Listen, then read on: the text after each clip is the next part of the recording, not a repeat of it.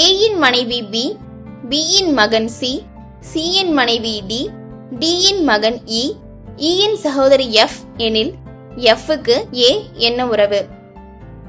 ஏயின் மனைவி பின்னு சொல்லிட்டாங்க. அப்ப ஏ அப்படிங்கிறவர் கணவர், பி அப்படிங்கிறவங்க மனைவி.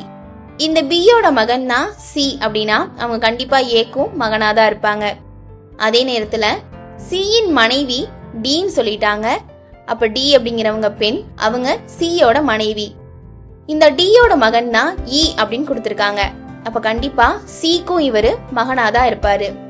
இந்த ஈக்கு ஒரு சகோதரி இருக்காங்க, அவங்க எஃப் அப்படின்னு கொடுத்துட்டாங்க.